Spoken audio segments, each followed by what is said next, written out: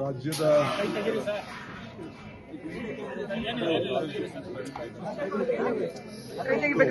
Logo ಬೀಳುತ್ತೆ ಬಿಡಿ. ಇವತ್ತು ರಾಜ್ಯದ ಮುಖ್ಯಮಂತ್ರಿಯಾಗಿ ನಾಡಿನ ದೇವತೆ, ಇಡೀ ನಾಡಿಗೆ ದುಃಖವನ್ನು ದೂರ ಮಾಡುವಂತಹ ದೇವಿ ದುರ್ಗಾದೇವಿಯೇ ಚಾಮುಂಡಿ ತಾಯಿಯನ್ನ ದರ್ಶನ ಮಾಡಲಿಕ್ಕೆ ಬಂದಿದ್ದೇನೆ.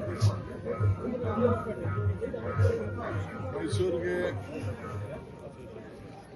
ಮೊದಲನೇ ಬಾರಿಗೆ ಬಂದಿದ್ದೇನೆ ಮುಖ್ಯಮಂತ್ರಿಯಾಗಿ. ನಾನು ಹಿಂದೆ ಇಡೀ ಸ್ಥಳದಲ್ಲಿ ಒಂದು ಮಾತು ಹೇಳಿದೆ, ನನ್ನ ಪ್ರಯತ್ನ ವಿಫಲ ಆದರೂ ಪ್ರಾರ್ಥನೆ ವಿಫಲ ಆಗಲ್ಲ. ಅನೇಕರು ಚರ್ಚೆ ಮಾಡಿದ್ರು, ಸಂತೋಷಪಟ್ಟರು, ನಲಿದ್ರು, ಟೀಕೆ ಮಾಡಿದ್ರು, ಇವೆಲ್ಲ ಇತ್ತು. ಆದರೆ ನನ್ನ ನಂಬಿಕೆ ಚಾಮುಂಡೇಶ್ವರಿ ತಾಯಿಯ ಆಶೀರ್ವಾದ ಈ ರಾಜ್ಯದ ಜನತೆಗೆ ಸಂಪೂರ್ಣವಾಗಿ ಅವಶ್ಯಕತೆ ಇದೆ. ನಾನು ನಂಬಿರುವಂಥ ನನ್ನ ಅಜ್ಜ ಯಾವಾಗಲೂ ನನಗೆ ಮಾರ್ಗದರ್ಶನ ಕೂಡ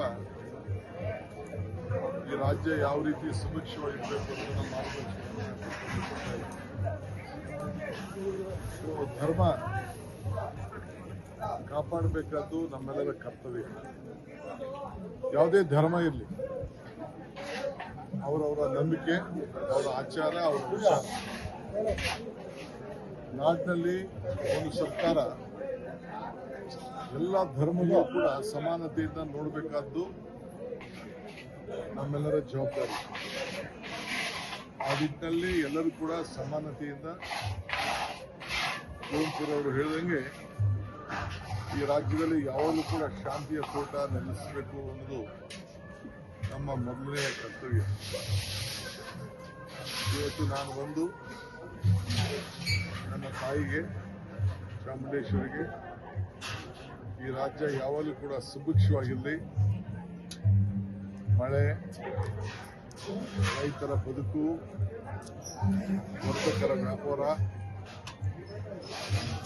ಪುಟಾಣಿ ಮಕ್ಕಳ ವಿದ್ಯಾಭ್ಯಾಸ ಮತ್ತು ಎಲ್ಲರೂ ಕೂಡ ಸಮಾಜ ಸೇವೆ ಮಾಡುವಂಥ ಎಲ್ಲ ಹಿರಿಯ ನಾಯಕರುಗಳಿಗೆ ಒಳ್ಳೆ ರಾಜ್ಯಕ್ಕೆ ಸೇವೆ ಮಾಡುವಂಥ ಶಕ್ತಿ, ತಾಳ್ಮೆ ಯಾವಾಗಲೂ ಕೂಡ ಸಿದ್ಧಿಯನ್ನು ಸಾಧಿಸಿ ಈ ರಾಜ್ಯದಲ್ಲಿ ಒಂದು ಉತ್ತಮವಾದಂಥ ಆಡಳಿತವನ್ನು ಕೊಡಬೇಕು, ಸಾಕ್ಷಿಗುಡ್ಡೆಯಲ್ಲಿ ಹೋಗಬೇಕು ಅನ್ನೋದು ನನ್ನ ಧ್ಯೇಯ. ಎಲ್ಲರೂ ಕೂಡ ಸಮಾನತೆಯನ್ನು ತೆಗೆದುಕೊಂಡು ಹೋಗಬೇಕಾದ್ದು ನನ್ನ ಧರ್ಮ. ಸೊ ಧರ್ಮವನ್ನು ಎಲ್ಲ ಜನರ ಹಿತಕ್ಕೋಸ್ಕರ ಕಾಪಾಡಿಕೊಂಡು ಆ ತಾಯಿ ನಮ್ಮೆಲ್ಲ ಕಷ್ಟಗಳಿಗೆ, ದುಃಖಗಳಿಗೆ ದೂರ ಮಾಡಿ ಸುಭಿಕ್ಷವನ್ನು ಕೊಟ್ಟು ಆಶೀರ್ವಾದವನ್ನು ಮಾಡಿ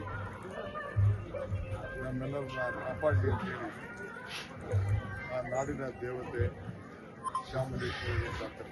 ಕಬಿನಿ ತುಂಬಿದೆ ಸರ್. ಇವತ್ತು ಹರಿಸಬೇಕು ಅಂತ ಮೌಖಿಕ ಸೂಚನೆ ಕೂಡ ಆಗಿದೆ. ಕಬಿನಿ ತುಂಬಿರೋದೊಂದು ಸಂತಸದ ವಿಚಾರ. ನೀರನ್ನ ನಾವು ಇಟ್ಕೊಳಕ್ ಆಗುದಿಲ್ವಲ್ಲ, ಅದನ್ನೇ ಕೇಳ್ತಾ ಇದ್ದೀವಿ. ಆ ತಾಯಿಯ ಆಶೀರ್ವಾದ ಗಂಗೆ, ಕಾವೇರಿ. ಇವತ್ತು ನಾವೆಲ್ಲ ಕೂಡ ನಮ್ಮ ಸಂಕಟಗಳು ದೂರ ಆಗಲಿ ಅಂತ ಒಂದು ಮಾತಿನಲ್ಲಿ ಹೇಳಿದ್ದೇನೆ.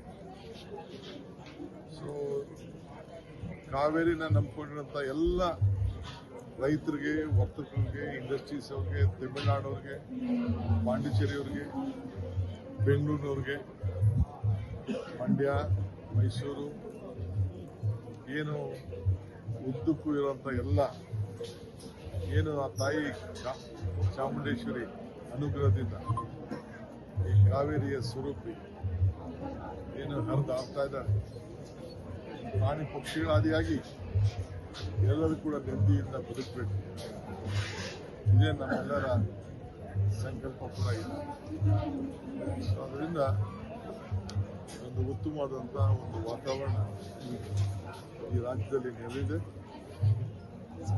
ಗಂಗೆ ಹರಿತಾ ಇದ್ದಾಳೆ, ಕಾವೇರಿ ತುಂಬ್ತಾ ಇದೆ. ಆ ದೇವಿಗೆ ನನ್ನ